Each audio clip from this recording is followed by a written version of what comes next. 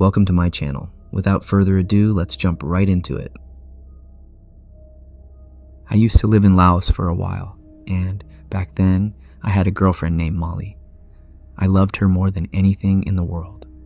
We were together for years, and I always thought we would be together forever. She was everything to me. We did everything together: travel, eat at little food stalls, laugh at dumb things. I really thought she was the one, and I couldn't imagine my life without her. But then one day, everything changed. It was so sudden. One minute, Molly was fine, laughing, and talking like she always did. And then the next, she was just gone. Just like that. No warning, no reason, just gone. I couldn't believe it. I remember thinking, this can't be real. How could someone so full of life just be taken away like that? It didn't make any sense. At first, the doctors couldn't really explain why she died. They said her heart just stopped, but there was no real explanation. It was weird, too weird. Even her family was confused because she was young, healthy, and didn't have any problems. Everyone was at a loss. I didn't know what to do with myself. I couldn't eat, couldn't sleep, couldn't even think straight. I was just heartbroken. Then, something even stranger happened. One of her relatives, a shaman, came to her family and told them that Molly didn't just die from some health issue. He said it was because she had seen a ghost. At first, I didn't believe it. I mean, it sounded crazy, right? But in Laos, people believe in spirits and ghosts. And over time, I started to wonder if maybe there was some truth to what the shaman was saying. It wasn't like anyone else had a better explanation. The shaman told her family that when a person sees a ghost, especially a bad one, it can take their soul away. He explained that the ghost had come and taken Molly's soul. He said that her soul was trapped, and that she couldn't be at peace until the proper rituals were done to release her spirit. He said he had to do a special ritual to guide her soul back to the afterlife, so she could reincarnate and finally be free. It sounded terrifying, so they agreed to let him perform the ritual. The shaman came to her grave with all the necessary items: candles, incense, offerings. He then started chanting. I didn't really understand what he was saying, but the whole thing felt creepy. I stood there, watching, feeling this coldness creeping up my body. It felt like something was there, something I couldn't see, but I could feel it. The air was thick, and it made my heart pound in my chest. I remember gripping my hands together, just hoping the ritual would work. I wanted her soul to be at peace. I couldn't bear the thought of her being trapped like that. After what felt like hours, the shaman finally finished. He looked exhausted, like he had just fought a battle or something. He told her family that Molly's soul was now free, and that she would be able to reincarnate, but I didn't feel any relief. I was still heartbroken. She was still gone. Days went by, but I couldn't get past it. I kept thinking about her, about what had happened, about that night.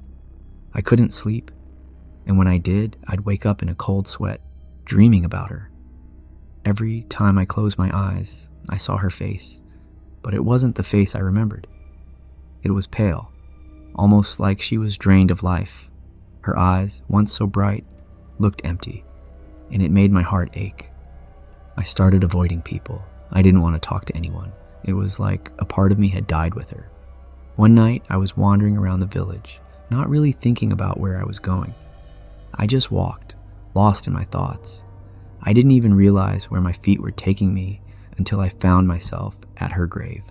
It was dark, but the moon was shining enough to see the path ahead. I didn't know why I ended up there. Maybe I was hoping to feel close to her, to feel something, anything. I just wanted to be near her. But when I got closer to her grave, I saw something. At first, I thought my eyes were playing tricks on me. I mean, it was dark, and I hadn't really been sleeping well. But as I got closer, I realized I wasn't imagining things. There was a figure sitting near her grave, crouched down like it was waiting for something. It was hard to make out any details, but there was something off about it. My heart started pounding. I couldn't move. I just stood there, frozen. I didn't know what to do. The figure didn't move either. It just sat there, as still as a statue. And then, slowly, it turned its head toward me. That's when I saw it. The face was blue, not pale, not white, but a strange, unnatural blue.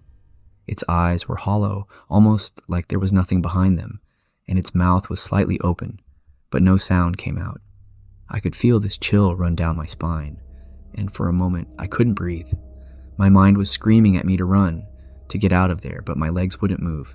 I don't know how long I stood there staring at that thing. It felt like time had stopped. The longer I looked at it, the more I felt like I was sinking into some kind of dark hole. My chest felt tight, and my hands were shaking.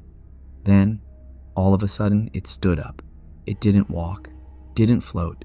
It just stood up, like it was going to come toward me. But it didn't. Instead, it just looked at me with those hollow eyes, and then, slowly, it faded away. It didn't vanish all at once. It just became less and less visible until it was gone, like it was never there. But I know what I saw. I know it was real. I stood there for a long time after it disappeared, just staring at the spot where it had been. My mind was racing. I didn't know what to think. Was it a ghost? Was it the ghost that took Molly's soul? Or was it something else entirely? I didn't have any answers, but I knew one thing for sure. I wasn't alone at her grave that night. After that, I kept having the feeling that something was wrong. I kept thinking about that blue face, those hollow eyes. I started having nightmares again, but this time, they weren't just about Molly. They were about that thing, that ghost, or whatever it was. I would see it in my dreams, just sitting there, watching me with those empty eyes, and every time I would wake up drenched in sweat, heart pounding like I had just run a marathon. I tried to go back to her grave a few days later, but I couldn't bring myself to do it. I was too scared. I didn't want to see that thing again. I didn't want to feel that cold dread crawling up my body. But ever since that night, I've been different.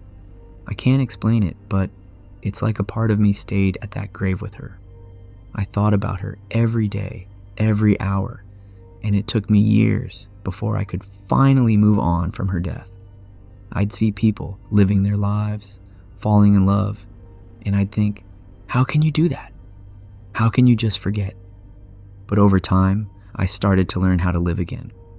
It wasn't easy, but I guess that's how life is. You have to keep going, even when it feels impossible. Now, sometimes I still think about that blue face, and I wonder if it was really her ghost, or the ghost that took her. Or maybe it was just my mind seeing things not there because I missed her a lot that night. But I also think about the good times we had, the laughs, the adventures, and I try to hold on to those memories instead. It took a long time, but eventually I found a way to remember her without feeling that unbearable weight in my chest. I'll always love her, and she'll always be a part of me, but life keeps moving, and I have to keep moving too. Thank you for listening to this video. I'll see you in the next one.